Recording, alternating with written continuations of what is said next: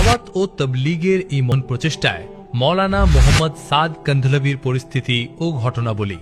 তিনি একটি জ্ঞানী, ধার্মিক এবং দাওয়াতি পরিবারের চোখের মণি বা চশম ও চিরাগ। মোহাম্মদ সাদ, তার পিতার নাম মোহাম্মদ হারুন, তার দাদার নাম মোহাম্মদ ইউসুফ এবং তার প্রপিতামহের নাম মোহাম্মদ ইলিয়াস। তার শিক্ষা ও প্রশিক্ষণের সূচনা হয় মৌলানা সৈয়দ আবুল হাসান আলী নদভীর হাতে। আপনি মদিনা মুনাব্বারায় মৌলানা সাদ সাহেবকে মসজিদে নববীতে বিসমিল্লাহ পড়িয়েছিলেন।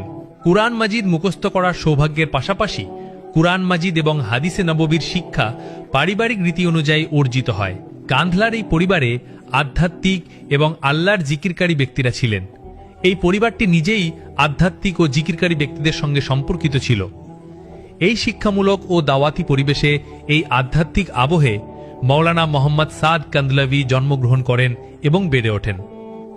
মৌলানা মোহাম্মদ সাদ কান্ধলভির জন্মের পরের পরিস্থিতি এমন ছিল যে তিনি এতিম হয়ে এখানে ওখানে পড়ে থাকতেন।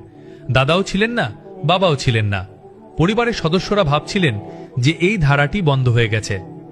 পারিবারিক বইপত্র অধ্যয়ন করলে জানা যায় যে পরিবারের ইতিহাস রচয়িতারা সবকিছু লিপিবদ্ধ করলেও মৌলানা মোহাম্মদ সাদের কোনো উল্লেখ পাওয়া যাচ্ছিল না। এর কারণ কি?